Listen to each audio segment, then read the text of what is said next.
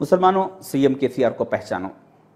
तेलंगाना में निज़ाम मीर उस्मान अली बादशाह की तारीख को और उनकी इमारतों को बहुत तेजी से खत्म किया जा रहा। निज़ाम सरकार की कई बिल्डिंगों को तोड़ने के बाद केसीआर साहब ने अब रुख किया उस्मानिया हॉस्पिटल का, जिसको 20 अप्रैल 1910 में मीर उस्मान अली बादशाह ने बनवाया था, जो उस वक्त का दुनिया का दूसरा सबसे बड़ा हॉस्पिटल था।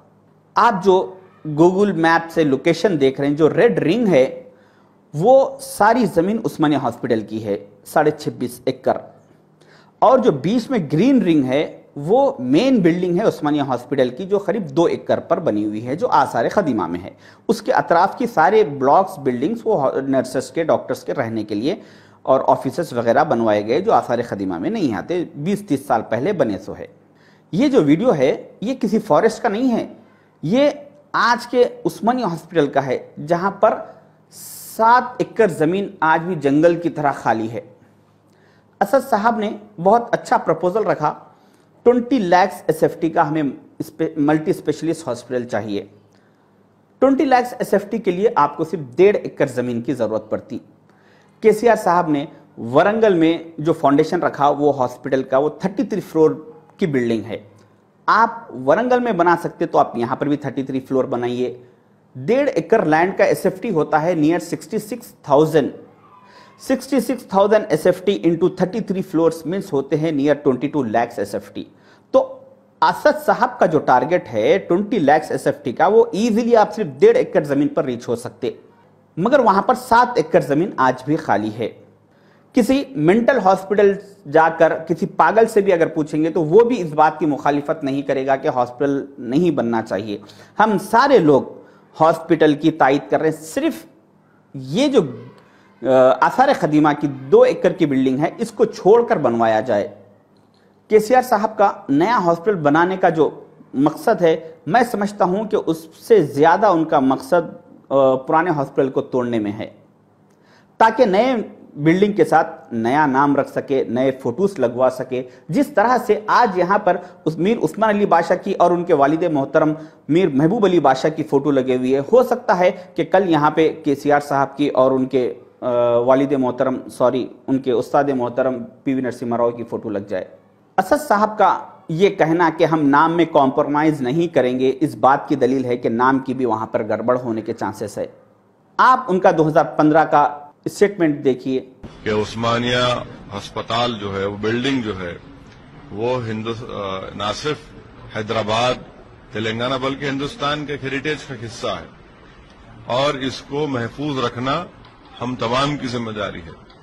नए अस्पताल की जरूरत है, तो उस्मानिया जनरल हॉस्पिटल के अतराफ में 7 एकड़ जमीन है, वहां पर इसको नया हॉस्पिटल तामीर किया जा सकता है।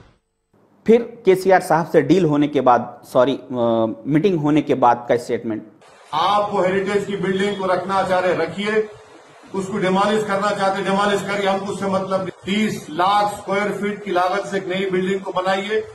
जिस तरह से असद साहब ने 2015 में कहा था कि ये बिल्डिंग को नहीं तोड़ना चाहिए, इसको छोड़कर बनाया जाए, आज वो आकर कहते हैं कि हमें बिल्डिंग से मतलब नहीं है, इलाज से मतलब है। कल ये आकर कहेंगे कि हमें नाम से मतलब नहीं है, इलाज से मतलब है। परसों ये कहेंगे कि हमें फोटोओं से मतलब नहीं है, इलाज से मतलब है। बहुत गहरी साजिश के तहत आपकी तारीख को ख़त्म किया जा रहा है। केसीआर साहब ने इसी तरह वरंगल की जेल को भी मिटा दिया, जिसको आज से 135 साल पहले निज़ाम सरकार ने बनवाया था। 64 एकड़ जमीन थी जेल की, जिसमें से 1 एकड़ पर कंस्ट्रक्शन था और 63 एकड़ जमीन खाली थी। केसीआर साहब वहां पे हॉस्पिटल बनवा रहे हैं, जो कंस्ट्रक्शन सिर्फ 3 से 4 एकड़ जमीन पर चल रहा, जो 63 एकड़ जमीन खाली थी उस पर कर सकते थे। उस निज़ाम सरकार की ये निशानियों को मिटा रहे हैं, जिस निज़ाम सरकार ने 250 साल यहां पर हुकूमत की और 250 साल में उन्होंने उसी वरंगल में वरंगल फोर्ट की हिफाजत की, जिसको काकतीय किंग गणपति देवा ने 850 साल पहले बनवाया था, जो इस हालत में था कि उसकी सारी दीवारें, छत, पिलर्स गिर चुके थे। तो जिस जगह पे जहां पर जो पिलर गिर गया उसको वहीं पर रखते हुए उसको आसार खदीमा में रखकर निजाम सरकार ने 250 साल उसकी हिफाजत की। अगर वो चाहते तो ये वरंगल फोर्ट पे जेल या हॉस्पिटल कुछ बनवा सकते थे, मगर उन्होंने उससे दूर जाकर बनवाया ताकि ये निशानी बाकी रहे। केसीआर साहब आज भी उसको आसार खदीमा में होने की वजह से उसको सिक्योरिटी लगाकर जो पत्थर जहां पर गिरा हुआ है उसको वहीं पर रखते हुए लैक्स ऑफ रुपीस खर्चा करके उसकी हिफाजत कर रहे हैं, जो करना भी चाहिए, वो आसार खदीमा है।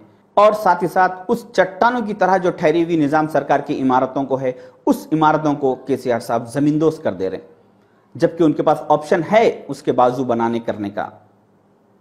फिर आप यहां पे सेक्रेटेरिएट को आइए, इसको भी निजाम सरकार ने बनवाया था, जिसको इंडिया के टॉप मोस्ट इंजीनियर्स ने सर्वे करके बताया कि अभी 60 से 70 साल तक इस सेक्रेटेरिएट को कुछ प्रॉब्लम नहीं होगा। उसको भी इन्होंने जमींदोज कर दिया ताकि हर जगह पे सिर्फ अपना नाम हो और निजाम सरकार का नाम मिट जाए। शायद इतना सब होने के बाद भी अगर हम नहीं उठे, हमने हमारे हक के लिए आवाज नहीं उठाई, तो याद रखो हमारी सारी की सारी तारीख मिटा दी जाएगी।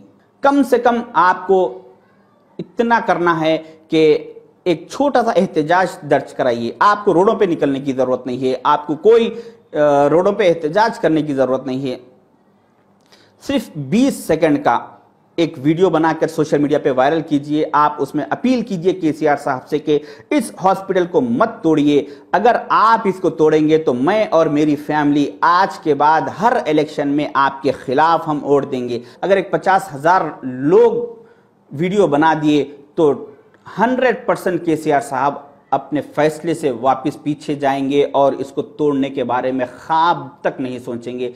हो सकता है कि उस्मानिया हॉस्पिटल अगर टूट जाए, जैसा कि सेक्रेटेरिएट हुआ, उसके बाद वरंगल जेल हुई, फिर उसके बाद उस्मानिया हॉस्पिटल हुआ, इसके बाद कुछ और होगा, हो के शायद कि इनकी केसीआर साहब की लिस्ट चार मीनार तक जाकर रुकेगी।